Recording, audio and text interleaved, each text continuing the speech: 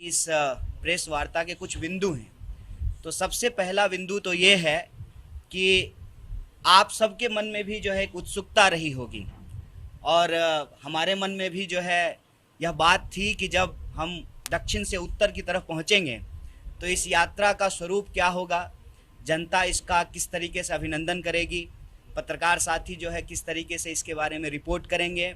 और सबसे बड़ी बात जो एक्सपेक्टेड था कि हमारी जो मुख्य विचारधारात्मक विपक्ष है भाजपा, वो किस तरीके से इसके ऊपर हमला करेगी। और आप सब ने देखा है कि जैसे कन्याकुमारी से यात्रा चली उसी स्वरूप में, उसी उत्साह में यहाँ पर भी जो है बड़े पैमाने पे लोगों ने मध्य प्रदेश की सीमा पे हमारा स्वागत किया। आप लोगों ने जो है उसको कवर किया और जैसा कि स्वाभाविक है भाजपा अपने उलझुल हमलों से इस पे लगातार यात्रा पे हमले कर रही है। सबसे पहले तो ये जो सवाल लोग पूछ रहे थे कि उत्तर में क्या होगा, दक्षिण तो जो है उनका मजबूत होम ग्राउंड है। तो सबसे पहली बात तो ये जो विचार मन में है और जो इस विचार से लोग सवाल पूछते हैं, ये जो उत्तर और दक्षिण का भेद करते हैं, उस भेद को मिटाने में यह यात्रा अपने शुरुआती कदम में ही कामयाब हो चुका है। कि यात्रा जैसी जिन उद्देश्यों को लेकर के कन्याकुमारी से चली थी वैसी ही उन उद्देश्यों को लेकर के आगे भी बढ़ती जाएगी और कश्मीर तक पहुंचेगी। ये जो भेद है उत्तर से दक्षिण का, पूरब से पश्चिम का, ऊंच से नीच का, आसमान से धरती का, इस भेद को मिटाना ही इस यात्रा का लक्ष्य है।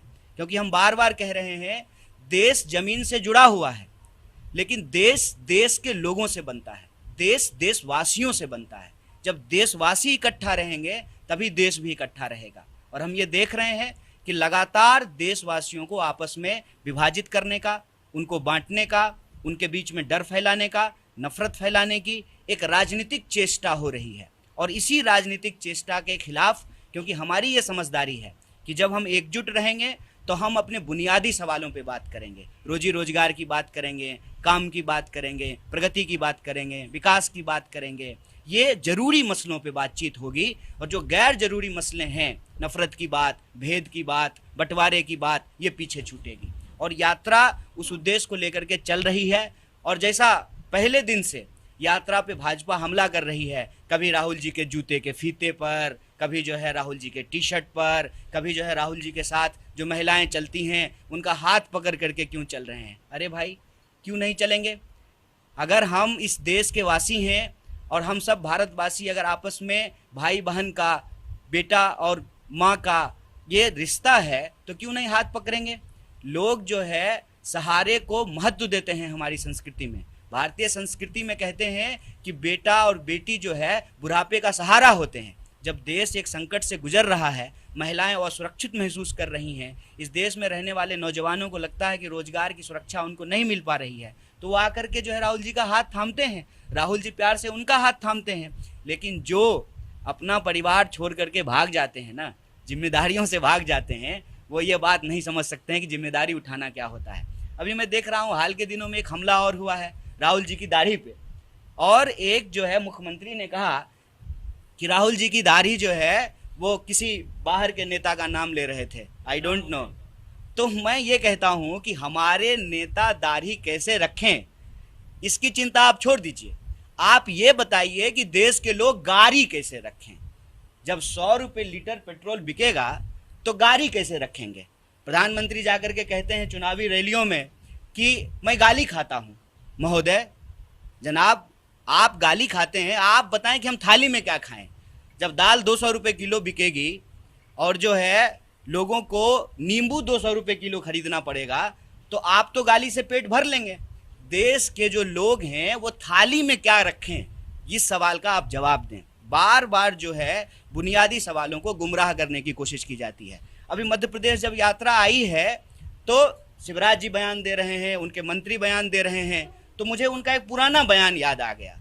मैं वाशिंगटन नहीं गया हूँ, मेरे पास पासपोर्ट नहीं है, लेकिन अगर मध्य प्रदेश की ये सड़कें, बुरहानपुर से हम चल रहे हैं, अगर ये वाशिंगटन की सड़क है तो बहुत घटिया है।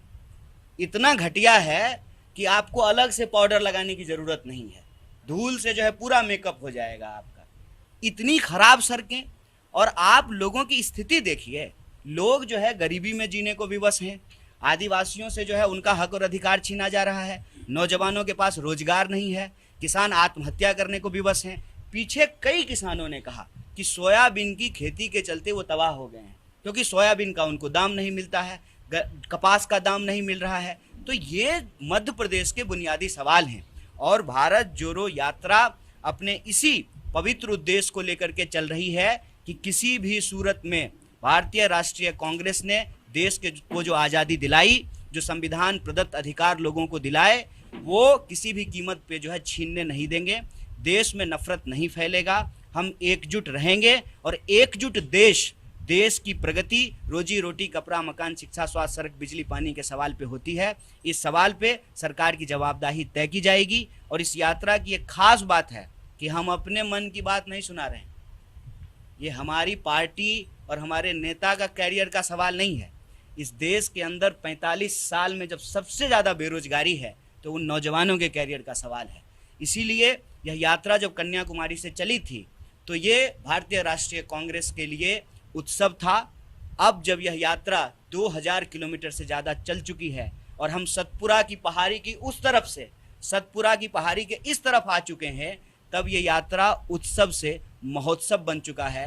इस महोत्सव में आप सब भी किसी न किसी रूप में शामिल हैं। विरोध करने के लिए ही सही, भाजपा भी इस यात्रा को लाइव देख रही है। तो इस महोत्सव में पूरे देश का भारत जोड़ो यात्रा की तरफ से स्वागत है।